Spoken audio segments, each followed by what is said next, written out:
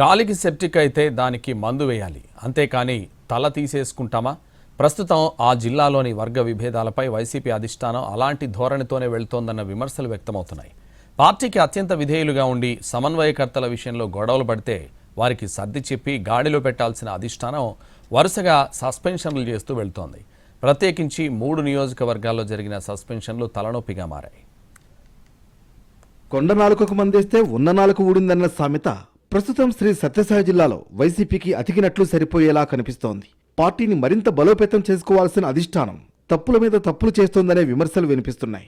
ఉమ్మడి అనంతపురం జిల్లా మొదటి నుంచి తెలుగుదేశం పార్టీకి గట్టి పట్టున్న ప్రాంతం. వైసీపీ ఆవిర్భావం తర్వాత ఆ పార్టీ కూడా చాలా నియోజకవర్గాల్లో పట్టు సాధించింది. శ్రీ సత్యసాయి జిల్లాలో గత ఎన్నికల్లో ఓడిన ఓటు బ్యాంకు మాత్రం గణనీయంగా పెరిగిందనే చెప్పాలి. అయితే స్థానికంగా ఉన్న నాయకులు చేస్తున్న తప్పిదాలు, అలాగే అధిష్టానం తీసుకుంటున్న నిర్ణయాలు పార్టీని డ్యామేజ్ చేస్తున్నాయి. ఇటీవల 3 నియోజకవర్గాల్లో వరుసగా జరిగిన సస్పెన్షన్లతో వైసీపీ క్యాడర్లో గందరగోళ పరిస్థితి ఏర్పడింది. కదిరి, హిందూపురం, రాప్తాడు ఈ 3 నియోజకవర్గాల్లో అంతర్గత విభేదాలతోనే గత ఎన్నికల్లో పార్టీ దారుణంగా ఓడింది. వాస్తవానికి కదిరి, హిందూపురం, రాప్తాడులో వైసీపీ అధిష్టానంపై ఏ ఒక్క నాయకుడికి కానీ కార్యకర్తకు కానీ అసంతృప్తి లేదు. కానీ పార్టీ తీసుకుంటున్న నిర్ణయాలను తీవ్రంగా వ్యతిరేకిస్తున్నారు. గత ఎన్నికల్లో వైసీపీ టికెట్లు ప్రకటించిన తీరు విషయంలో పార్టీలో ముఖ్య నాయకులంతా అధిష్టానం మీద అలకబోనారు. అభ్యర్థులకు సరిగా సహకరించలేదు. తాము సహకరించేది లేదని ఓపెన్గానే చెప్పిన సందర్భాలు ఉన్నాయి. అయినా అధిష్టానం పెడచెవిన పెట్టింది.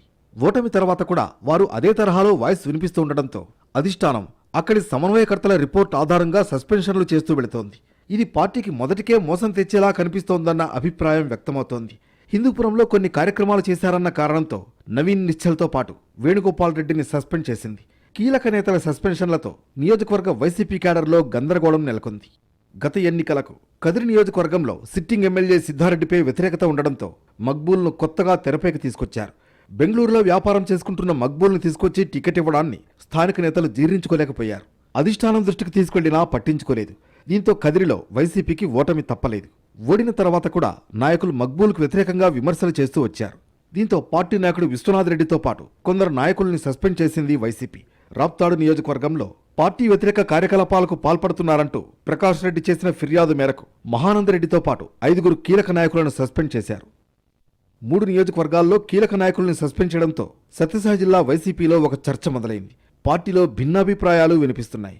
అయితే సస్పెన్షన్కు గురైన నాయకులెవరూ పార్టీని మాత్రం వీడిపోలేదు. తాము పార్టీకి విధేయతగా ఉన్నామని ప్రకటించారు. తమ సస్పెన్షన్లపై పునరాలోచించుకోవాలని వైసీపీ అధిష్టానానికి విజ్ఞప్తి చేశారు.